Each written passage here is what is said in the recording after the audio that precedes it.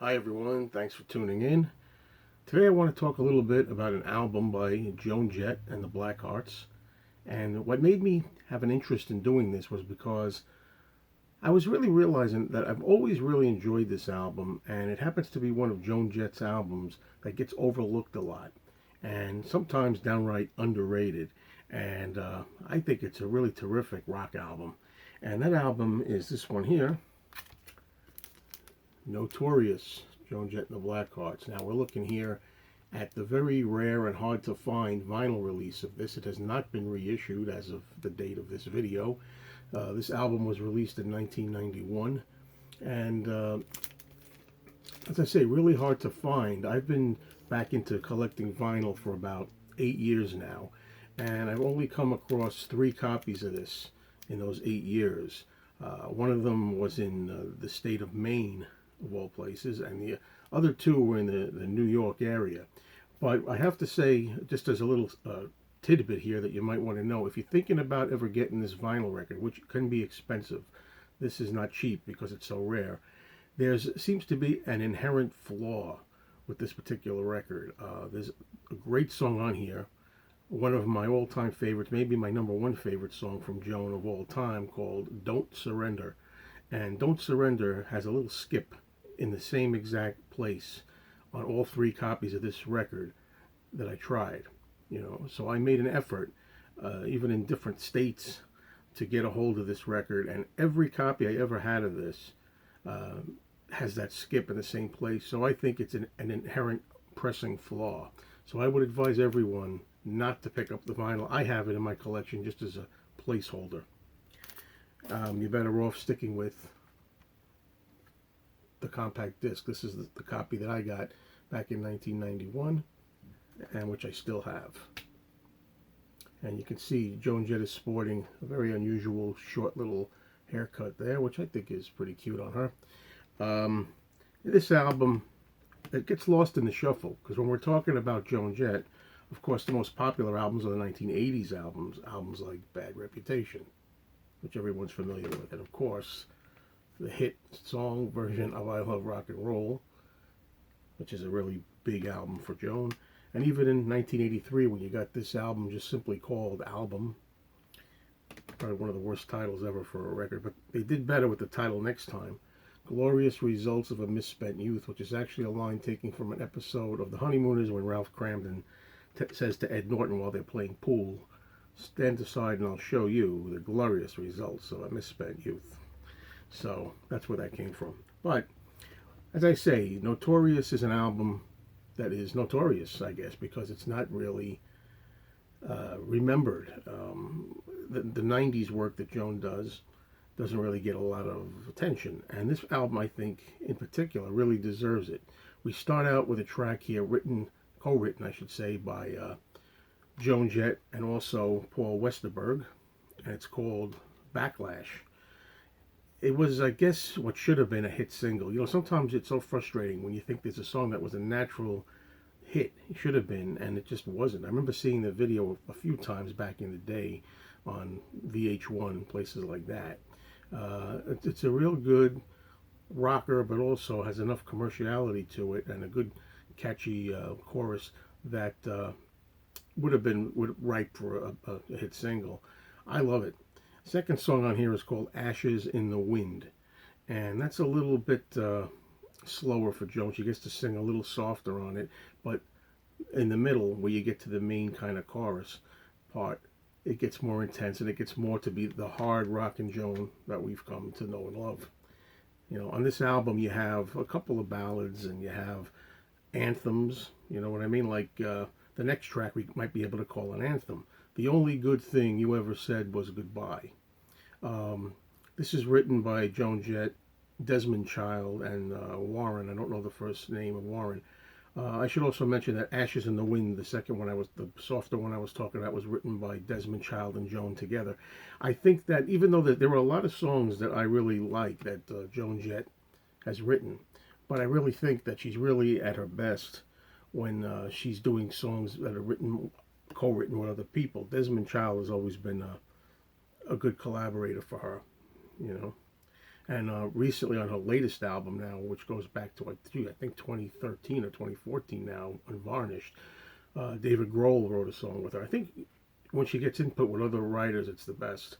But anyway, the only good thing you ever said was goodbye is a really pissed off, angry, see you later, don't let the door hit you in the ass on the way out kind of song that Joan excels at, So that's really a good track, and it's got a real kind of anthem chant type of main line to it that you would like.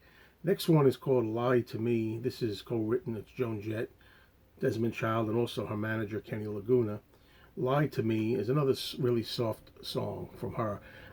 She's not the greatest singer when it comes to soft ballads, but she puts her own personal stamp on it, which is really enjoyable for me. And it's got just enough grit and just enough toughness, but yet sensitivity at times to really like it. And I really like that song, Lie to Me. Now, the fifth song, and the one that, as I said before, unfortunately has a permanent skip on every copy I've come across of the vinyl version, is Don't Surrender. People are always asking me, what is your favorite song from this artist? What is your favorite song from that artist? And I have many, many favorite songs from Joan Jett, but the song Don't Surrender is really up there for me. It's such a great, again, hit-worthy song, so intensified, and it's basically a song saying no matter what happens in life, no matter how much people try to get you down, no matter how much difficulty you're experiencing, keep on keeping on. And as the song goes, don't surrender, because the fight inside your heart is your best defender. So, just keep on when the going gets tough. It's really an inspirational song, and I love it. It may be my favorite Joan Jett song. The sixth song on the album is called Goodbye. To me, that's a little on the weak side. That one happens to be another co-write between Jett and Desmond Child. It's okay. I don't dislike any song on this album, but I think Goodbye is a little weak for me.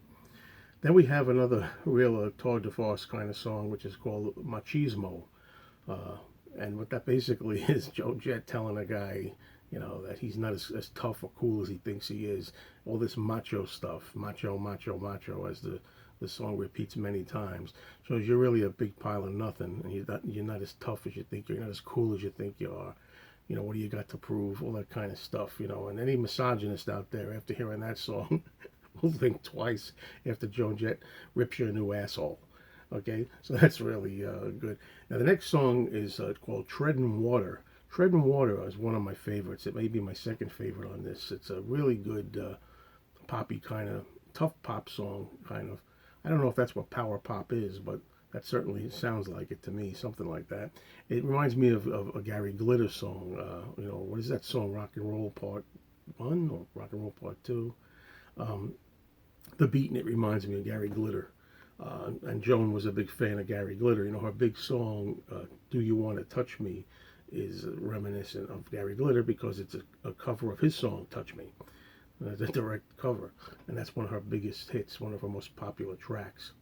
For track number 9, we have a song called I Want You, which is written by Joan Jett, Richie Cordell, and also Kenny Laguna, the manager. I Want You is notorious, the album title there, as being a very early song that was done by Joan.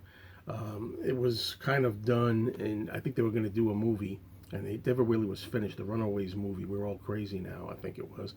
And she wrote this song, and the early version that you can listen to, when you hear Joan Jett kind of as like, I think 20 years old around there, as a much younger Joan, you can hear her version. The original version is available, and it's much faster, much, much faster. And it also has a lot of more, what you might call risque lyrics in there. I won't say obscene, but things like I want drugs, I want booze, all that kind of things, or something like that. This particular version is a little cleaned up. It has the same drive and power, in a way, as the early one that Joan did. But now you're talking, Joan here is like, what is it, 60, 70, 80, in her early 30s now. And it's a little cleaned up. It's a little politically correct. It doesn't have any of that I want drugs, I want this, and whatever, kind of thing. Doesn't really make it any less enjoyable, though. And finally, we have a song that's kind of a cover of her own. that she wrote all by herself. Out of all the songs on this album, this is the only one totally penned just by Joan. It's called Wait For Me. A lot of people who followed the Runaways may know there was a version of the song Wait For Me on one of their albums. It might have been the Runaways Waiting for the Night album, I'm thinking, in 78, if I got it right. But she does a nice version of it here. It's her updating one of her own originals. And that closes out the album, only 10 tracks on here. But really solid album. And I've been looking around just to see what people are rating it. And people are giving this 5 out of 10, 3 stars out of 5. I think it's a little better than that. It's one of my favorite Joan Jett albums and often overlooked. So please check it out. But for now, until we get a reissue, and Joan, if you're listening, or anybody who has rights to this, how about a record store day reissue? Okay, we could use it. All right, pick it up. CD for now. Hopefully we get a new vinyl that's not flawed down the line.